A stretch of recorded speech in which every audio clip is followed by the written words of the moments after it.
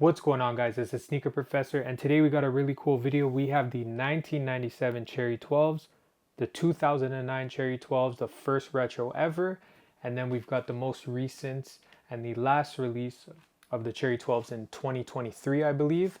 And we have all the boxes here and stuff, and this is my favorite 12 of all time, guys. I really want to show this to you guys. A lot of people have been asking so they can see every single release of these. It's kind of about time I made a video on these. Like I said, my favorite Jordan 12 ever. This is just, for me, the most iconic 12. And like growing up and stuff, you didn't really see these a lot because they really only released in 2009. No one was wearing their 1997 pair. So this is a super nostalgic sneaker for me. And I'm super happy that I even have the '09 pair. I would say the '09 pair to me is like my personal favorite that like holds like a connection, because I was like super young, maybe like grade 7, 6 when these released, 2009. Like I was probably at grade 7 or grade 6. I was super young, so I didn't have these, but you know, seeing people wear them and stuff, and throughout the years they just became so limited. No one had them, tabs cracking, falling apart and stuff, up until the most recent release of these. And of course, the best release ever, the 1997 pair. But yeah, guys, a little history on these. These dropped for Michael Jordan's 5th championship season. As you guys know, he has 6, and these dropped in his 5th championship season in 1997. And this is one of the few colorways that released for the 12s. And of course, it is an original colorway.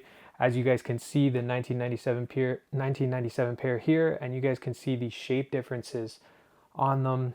And we'll kind of go through and maybe just show you guys these. You know, I don't really need to go into any in-depth reviews or anything, but I just wanted to show you guys these three. I don't think I've really seen too many people show these like side by side and stuff, so I think it's pretty cool, especially with the boxes and everything. But as you guys can see, this shape on the 1997 pair is absolutely phenomenal. I actually got these for an insane steal I couldn't pass up, and I got them restored and everything. And the leather on these is so nice. It's genuine Italian leather, and it doesn't get made like this anymore.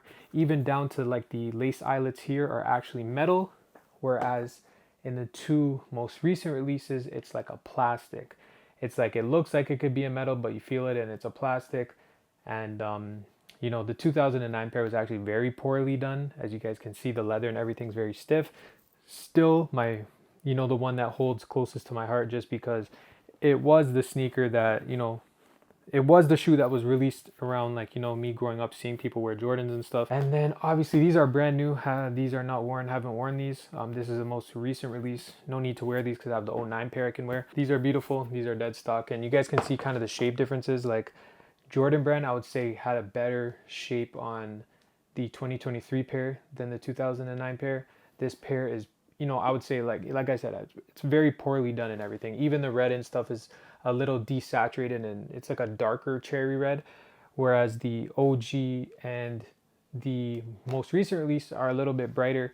I think the most recent release is a little bit too bright in my opinion, but obviously the 1997 pair, being this old, obviously fades over time and whatnot.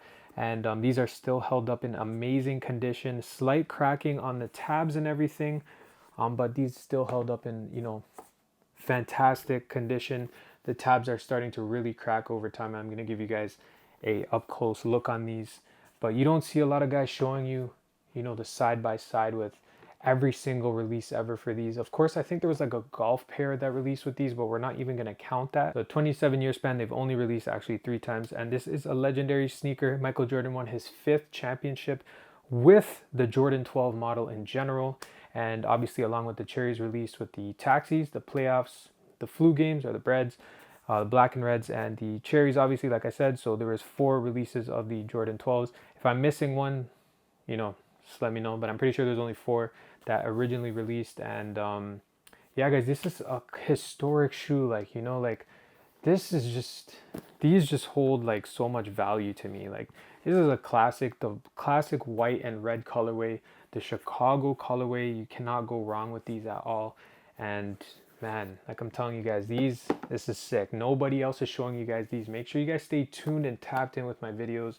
I just wanted to show you guys kind of the differences maybe with these and stuff, the shapes and stuff. You guys can kind of see them, and I'll show you guys the back of the sneakers and everything. You guys can see how the tabs are and everything. I'm giving you guys an up close look at these into my personal collection, showing you guys all these. Stay subscribed, keep on the notifications, because I'm bringing you guys heat that nobody else on YouTube is really bringing you guys. Everybody's all for hype, and we're showing you guys the real of sneakers. And you guys know I give you guys my real opinions on shoes and everything.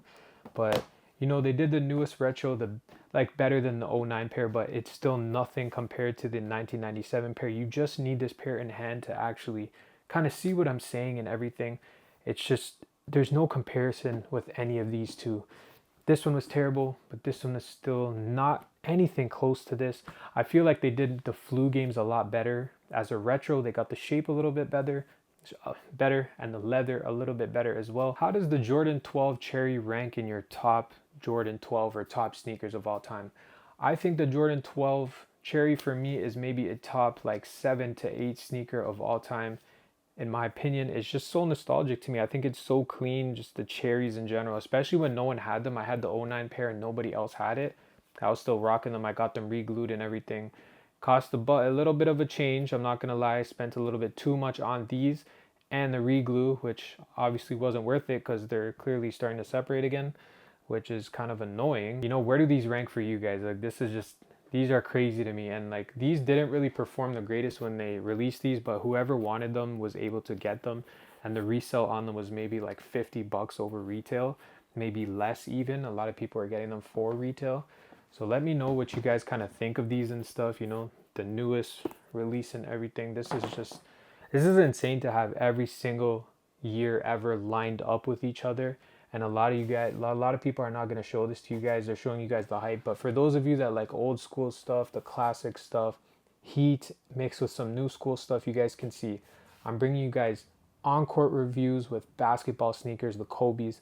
I'm bringing you guys Foamposite reviews, older sneakers, how to take care of older sneakers, bringing you the new releases. I'm getting just about everything I can for you guys. And I'm bringing you guys comparisons with the OG and the newest and the retro. Guys, just like the Flu Game, I showed you the original and the newest release, and the Cool Grey 9's the original and the newest release. So you guys stay tapped in.